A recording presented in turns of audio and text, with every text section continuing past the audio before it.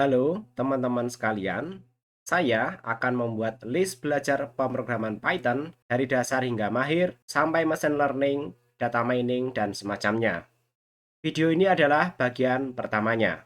Bahasa pemrograman Python adalah salah satu bahasa pemrograman yang populer dan banyak diminati oleh kaum milenial. Hal ini dikarenakan beberapa alasan seperti bahasa Python yang mudah dipahami dan dipelajari.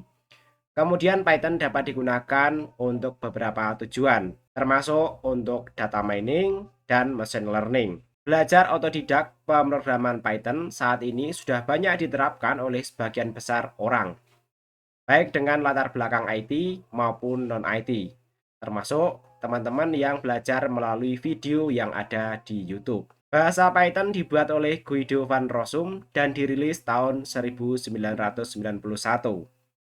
Python dapat digunakan untuk berbagai macam kegunaan seperti membuat game, membuat web, mengembangkan software, analisis matematis dan scripting.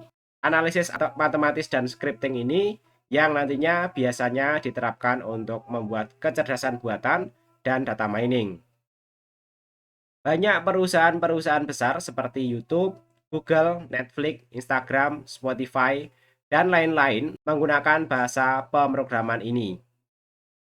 Dalam video pertama belajar pemrograman dasar Python ini, kita akan belajar menjalankan IDE bawaan Python, memahami penulisan statement dalam pemrograman Python, membuat variabel, mencetak isi variabel, dan membuat serta memanfaatkan komentar dalam pemrograman. Selanjutnya kita akan memahami tentang variabel itu sendiri. Variabel merupakan tempat untuk menyimpan nilai. Isi dari variabel dapat diubah menggunakan operasi-operasi tertentu. Variabel dalam Python tidak perlu dideklarasikan tipe data tertentu atau bersifat dinamis. Terdapat beberapa aturan penulisan variabel dalam Python, yaitu yang pertama, karakter pertama harus berupa huruf atau garis bawah, atau biasanya kita menyebutnya underscore. Kemudian karakter selanjutnya dapat berupa huruf atau garis bawah atau angka. Berikutnya, karakter pada variabel bersifat case sensitif. Artinya, huruf kapital dan huruf kecil memiliki arti yang berbeda.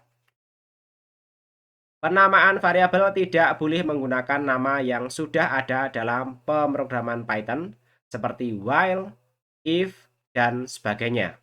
Kita lanjut untuk membuat program Python yang pertama menggunakan IDE bawaan Python. Caranya kita bisa klik tombol search ini, kemudian kita ketikkan IDLE seperti ini. Atau bisa kita masuk ke start menu, tapi pastikan bahwa program Python-nya sudah diinstal ke komputer. Di sini saya menggunakan Microsoft Windows. Kalau kita klik di sini, yaitu versi Python-nya 3.11, kemudian bisa kita klik IDLE Python 3.11 ini. Untuk membuat program pertama dan memasuki editornya, kita bisa klik tombol File, kemudian New File. Nah, di sini untuk program pertamanya kita akan membuat variabel dan membuat statement. Untuk variabel kita bisa langsung menuliskan misalnya nama, saya isi dengan Priyadi ya. Kemudian misalnya jurusan, saya isi dengan misalnya, ini saya contohkan yang satunya menggunakan petik tunggal ya, sistem komputer. Kemudian misalnya alamat ya, saya isi dengan Bandungan.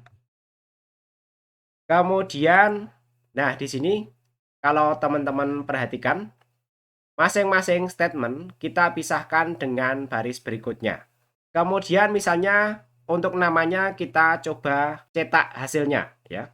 Yaitu untuk mencetak kita menggunakan perintah print.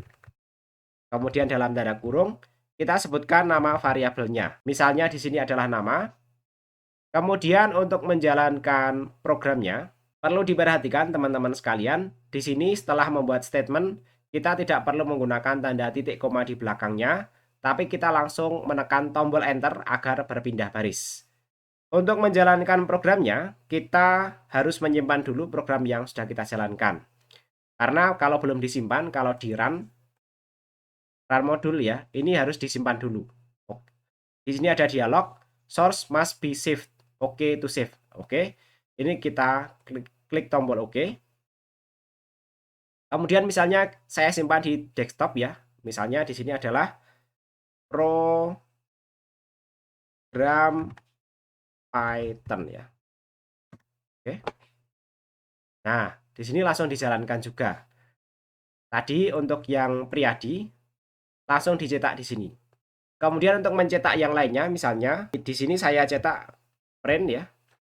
Kemudian jurusan ya. Kemudian saya save. Kemudian saya run lagi, maka dia mencetak kedua variabel yang sudah dibuat sebelumnya. Nah, di sini hasilnya sama. Untuk petik double dan petik tunggal itu nanti sama-sama bisa digunakan untuk membuat string ya. Kita bereksperimen, misalnya ini kita sambung seperti ini, apakah program akan bisa berjalan? Print kemudian print lagi di sini. Kita jalankan. Nah, di sini sintaks error dan di sini ada penandanya bagian sintaks yang error. Kemudian ini kita save. Kita bereksperimen lagi, misalnya bagian ini yang kita gabungkan dengan program sebelumnya.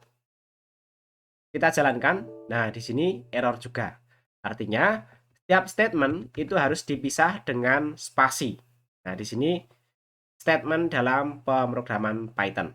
Kita coba jalankan. Run. Nah, di sini dua-duanya jalan ya. Kemudian untuk membuat komentar dalam Python, kita menggunakan tanda pagar di sebelah kirinya.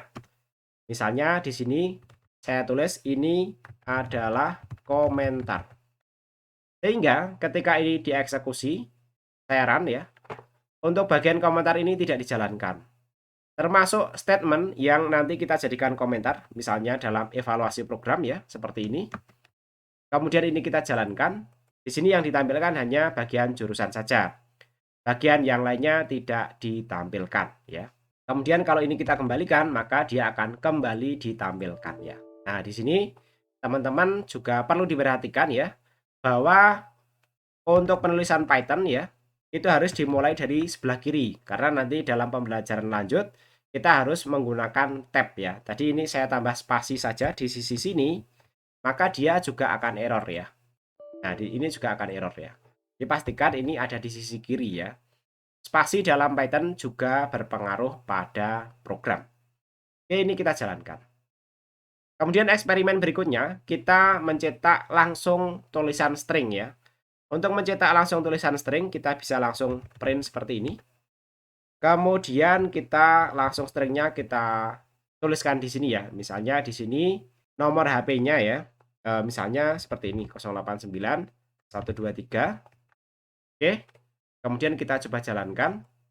Nah, di sini dieksekusi langsung. Demikian video pembelajaran pemrograman Python pertama ini. Sampai ketemu lagi pada video pembelajaran berikutnya.